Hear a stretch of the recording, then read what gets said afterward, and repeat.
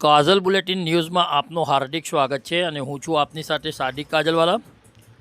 દર્શક મિત્રો, વડોદરા શહેરના યાકુતપુરા મડા મોહલ્લા પાસે આવેલ મગરસ્વામી આશ્રમ પાસે છેલ્લા 50 વર્ષથી વસવાટ કરતા રહીશો તેમજ દુકાન અને કારખાના ધરાવતા વેપારીઓના દબાણો આજે પાલિકા દ્વારા તોડી પાડવામાં આવ્યા હતા। ગત તારીખ 17 જાન્યુઆરીએ સિટી સર્વે અધિક મામલતદારે આ અંગે નોટિસ આપી હોવાનું પણ જાણવા મળ્યું હતું। સ્થાનિક આગેવાન અને એડવોકેટ સૈયદ જુનેદે જણાવ્યું હતું કે મકાનો તોડીને રહીશોને બેઘર કરવાનો શું મતલબ, તે અંગે તેઓ દ્વારા ગતરોજ કલેક્ટરને આવેદનપત્ર આપી રજૂઆત પણ કરી હતી। તેઓએ વધુમાં ઉમેર્યું હતું કે મકાનો તોડતા પહેલાં કોઈ વૈકલ્પિક વ્યવસ્થા કરવી જોઈએ તેમ જણાવ્યું હતું। શાંતિપૂર્ણ માહોલમાં ડેમોલેશનની કામગીરી પૂર્ણ કરવામાં આવી હોવાનું પણ જાણવા મળ્યું હતું।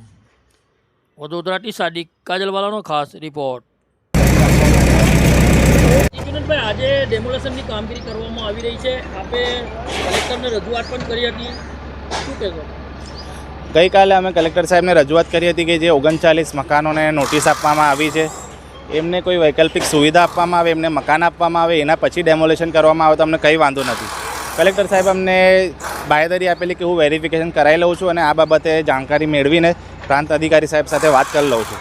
બીજી રિક્વેસ્ટ અમે એ પણ કરેલી અમે એમને પણ ઓપ્શન આપેલો કે કોમર્શિયલ તોડવામાં આવે તો અમને કંઈ વાંધો નથી, કારણ કે આગળ જે મેઇન રોડ પર જે જેટલું પણ મોસ્ટલી 90% છે એ કોમર્શિયલ છે, એટલે કોમર્શિયલ પૂરતું અમને કોઈ વાંધો નથી। એ વાતને પણ એમને ધ્યાને રાખી છે, એટલે કોમર્શિયલ તોડ્યા પછી જો મકાનોને ના તોડવામાં આવે એવી અમે આજે પણ રિક્વેસ્ટ કરી છે।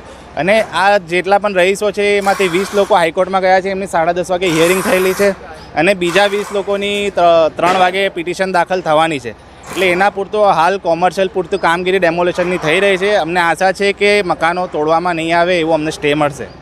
આ લોકોને નોટિસ ક્યારે આપવામાં આવી હતી? આ લોકોને નોટિસ અગાઉ 6/1/2026ના રોજ આપવામાં આવેલી અને બીજી નોટિસ 17/1/2026ના રોજ આપવામાં આવેલી કે 20/1/2026ના રોજ મકાન તોડવા આવવાના છે, એટલે એ નોટિસ બાદ 19 તારીખે હાઈકોર્ટમાં પિટિશન દાખલ થયેલી છે અને પિટિશનના આધારે અમે રાહ જોઈ રહ્યા છીએ કે અમને કંઈ સ્ટે કે રાહત મળે। શહેરમાં અન્ય જગ્યાઓ પણ આવા ગેરકાયદે મકાનો દુકાનો છે, એ માટે શું કહેશો? એ માટે તો એટલું જ કહીશ કે અમે તો વર્ષોથી કહેતા આવ્યા છે કે આ જે સરકાર છે અમીરોની સરકાર છે, ગરીબોની નથી, કારણ કે મોટા મોટા બિલ્ડરો કરોડો અબજો રૂપિયાનું દબાણ કરે છે એ કોઈને નથી દેખાતું, પરંતુ ગરીબો એક નાના ઝૂંપડાનું દબાણ કરે છે એ તરત કોર્પોરેશન તોડવા આવી જાય છે, એટલે આખા યસ આ લોકોને કોઈ વૈકલ્પિક જગ્યા આપવામાં આવી છે? કોઈ વૈકલ્પિક જગ્યા આપવામાં નહીં આવી। આજે એમના મકાનો જો તોડી નાખવામાં આવે છે તો આ તમામ લોકો નાના બાળકો અને લેડીઝો સાથે રોડ પર આવી જશે। એડવોકેટ જુનેદ સૈયદ।